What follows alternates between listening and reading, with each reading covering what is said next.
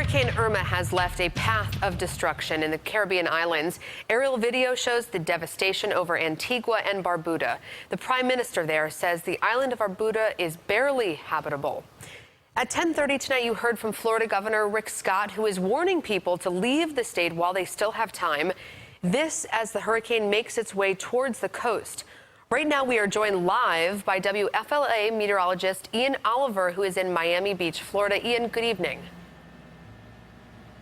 Good evening. We saw lots of people leaving South Florida on our way here today, and with good reason. A mandatory evacuation of 650,000 people was ordered this morning, including downtown Miami, also here in Miami Beach. That's the largest evacuation ever attempted by Miami-Dade County. So with that, we're on Ocean Drive here in Miami Beach. A lot of spots look like this. Businesses, the Starlight Hotel, already boarded up. They've got the sandbags in place. They're ready for the storm. Just next door, though, on Ocean Drive, they haven't closed down just yet. They're still serving food and drinks to their guests. They say sometime tomorrow afternoon, they'll quickly board up, make their preps, and then get on out of here. Now, conditions are expected to deteriorate here pretty quickly. A first part of the day on Saturday with tropical storm force winds to start, and then it gets worse throughout the day. Latest forecast track, unfortunately, for this area, not looking very good. The center of circulation, the inner core, either passing over us here or maybe just back to our west, which keeps us in that northeast quadrant of the hurricane. That's the most intense part of the storm, highest wind gusts, heaviest rain, and what could be an issue here as well, the greatest storm surge, 5 to 10 feet right now in the forecast. Back to you. Ian, I know that the storm surge is a huge concern tonight.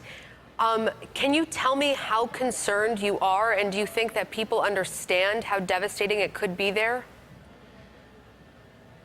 I do think people understand, maybe just because of what the nation just went through with Hurricane Harvey. Of course, this is a different threat. Harvey, the heavy rainfall there.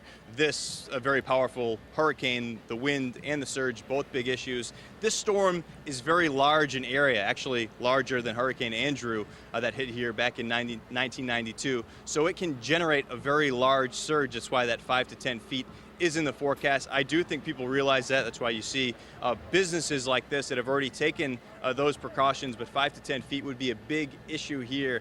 That would be the largest since the Great Miami Hurricane back in 1926. Back to you. Ian, I have one more quick question. I've been following you on Twitter. Can you share with our viewers here in Western New York this crazy story? I understand that you met a couple who was escaping Harvey. Can you tell us what happened? Yeah, this was just wild. My photographer, Dave Kraut, and I were walking down Ocean Drive.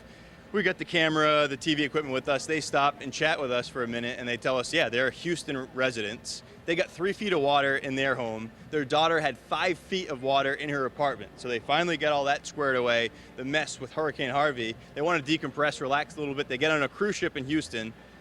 They get dropped off here early because of Hurricane Irma. They go to the airport, flight's canceled.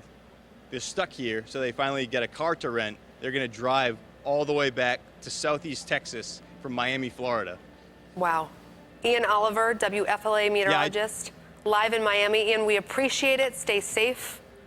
Thank you so much for that. Thank you.